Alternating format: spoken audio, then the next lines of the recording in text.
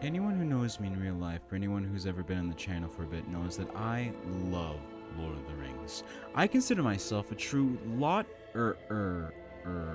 Now, I wouldn't say I know that much compared to most Tolkien fans, but I do know quite a bit. Like, did you know that since Aragorn is of Númenórean blood, he was born with one extra muscle fiber, which makes him able to tank orcs like if he were in Left 4 Dead?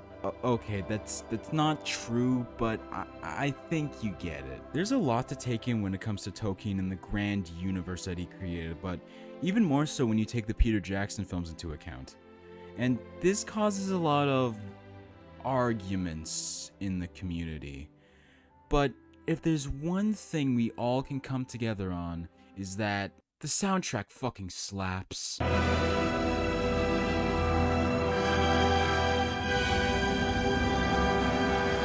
Everyone has a favorite. The Shire theme, Breaking of the Fellowship, Lament for Gandalf, hell, even underrated classics like Bilbo's song has some love. But if there was one song to ever be crowned the GOAT of all Lord of the Rings, it's Evenstar.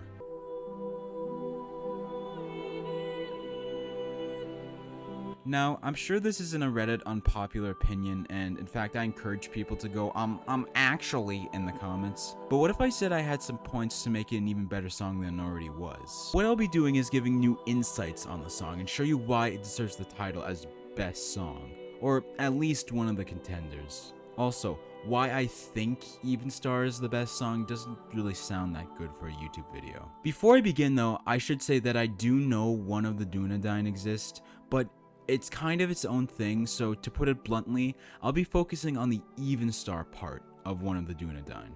And with all that said, you best strap in, cause this is gonna get pretty heavy. You feel a lot when you listen to Evenstar, but more likely than not, I feel like most people would say they feel calm or maybe even a bit hopeful. Now, you might say that there's tons of songs on the soundtrack that convey the same feeling of calmness or even maybe hopefulness. For example, the Shire theme and the Grey Havens theme, which is true, in fact, really good examples. But I also believe that you do have to take the context of the scene to really fully understand these songs and make you feel a lot more for the song. The thing is though, is that a lot of songs require the context in order for them to be really good songs. Like the Grey Havens theme is really good. It has that same feeling of hopeful calmness, but you do need the scene, because this is the scene where literally Frodo is shipped off to freaking Amazon or whatever. So you kind of need that in mind when you listen to it. Otherwise, it just sounds like a really nice tune. And I feel like that would be a proper idea to do with Evenstar. Like, you know, how much of the context do we really need to appreciate it? The context to both versions are quite beautiful to me. I feel like the song comes in when Aragorn and Arwen both miss each other greatly. One probably a bit more than the other. But when it comes to Aragorn's POV, he understands that he might not be able to see her again. Whether he dies in battle or Arwen gets sent to Valinor, it's a big moment in which Aragorn is stuck, his bloodline being a big deal breaker in who he wants to become. And if it wasn't for Elrond's honestly understandable fear of losing his daughter, they would choose each other, no questions asked. With Arwen's POV though, it's quite different, but it's in the same kind of field. Elrond tells Arwen about lore in the book they couldn't add in the movie. Now, even though it's sad, there's actually quite a bit more to this. In the next movie, Arwen has a vision of how lonelier her life will be without Aragorn, and even with that, I'd argue that the Evenstar that's playing when Elrond's monologuing is Arwen doubting her father and believing in their love. I know this because that's literally what the English translated vocals say. You cannot falter now. If you trust nothing else, trust love. And with that in mind, what if I told you this song is perfect within its first few seconds? I want you to listen to these first few seconds and just tell me if you're instantly calm. I can understand those who didn't, but the thing is that ethereal rise just naturally calms you. It's an instance of nice voice equals calm, but I won't get as scientific as that though. If you're like me and you attribute certain songs to certain feelings, happy, scared, sad, you know that the second that song comes on, you instantly feel better. And I know this is all personal, so what about an actual example? The thing with Evenstar is that it perfectly transitions with any other song in the soundtrack. You know those Lord of the Rings ambience videos that attribute the music to a certain place, the Shire, LOTR, and Gondor? Watch how beautifully Evenstar transitions.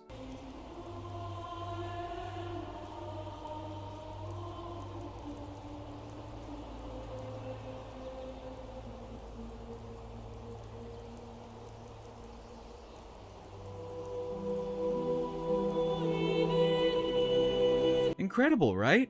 I'll tell you a story. I was in the bath monologuing about how bad my day was or whatever, and when I was talking to myself, it perfectly transitioned to Evenstar.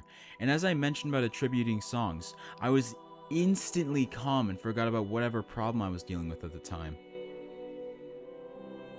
The vocals feel a bit more self-explanatory, but a few things to mention is that, with the context in mind, it legit feels like you're being sung to sleep. The singing itself feels as if you're at your lowest point, nowhere to go, but an angel just decides to sing for you, just to tell you to keep going. From first listens, it just sounds like a nice little song, but translate the lyrics and you get a more impactful look at an already good song. The instrumental section to me is the best section of the song without doubt.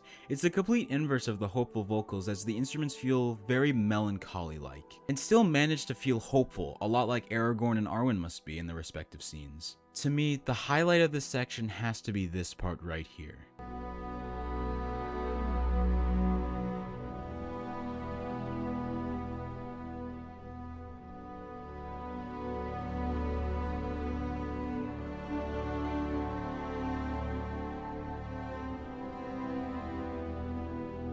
Every time I listen to this part, I always feel like it should be used in a time lapse, showing life and people age and die while the youth rise to take the places of their ancestors, a lot like the elves would experience before going to Valinor. Change is scary, and yet, at the same time, beautiful. To see all the things you know fade from you initially is freaky, but knowing that you have not only lived through it all, you're living through times that no one in history can say they did, it's quite fascinating. But even after that, it still transitions to the hopeful vocals, so despite the very saddish instrumental, the vocals still return it, so it's legit hopeful, melancholic despair, and then hopeful again, but this time, trust love. Which is a very, very strong pattern, and even if I wasn't into Lord of the Rings, I would still find this an amazing song. I gotta mention one of my favorite songs on the soundtrack, A Long Ways Yet to Go, and it begins with Gollum's song, and I don't even need to play anything to tell you how depressing that is. But afterwards, we hear something very interesting. You are lost, you can never go home.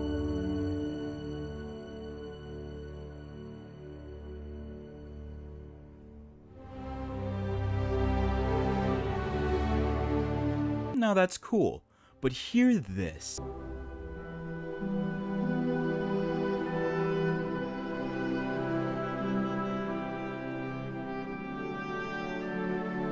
It's playing in almost the exact same pattern, although it's in a unique format. It conveys the exact same thing as earlier, but with the first bit cancelled out. With all of that though, what about the ending? How could you wrap up an already amazing song like this? Here's where I start to deviate a bit from the context. You see, this is the best way to end a song like this, which some might say it just sounds like random droning, which it kinda does, but with that hopeful despair pattern I mentioned earlier, this part of the song sends a message to the characters to take action. They've been ripped from their fantasies and now have to make choices that ultimately lead to, at least somewhat, their desired outcome. This song is the perfect example of the Lord of the Rings soundtrack. It sets the mood, represents the characters' feelings, and the song becomes its own thing. With the pattern and the context laid out, I can say that the song would be badass to listen to while you sleep. It isn't just some boring love song, because this actually has a story and a theme. It isn't dramatic just for the sake of being dramatic, because the hope that these two characters have for each other is inspiring. They both kind of comfort each other during this all-out war that broke out. Aragorn encourages Arwen to go to Valinor, and Arwen sings Aragorn a little lullaby when he's lost and conflicted. I guess you could say that this star is quite even. I'm sorry, that was fucking horrible.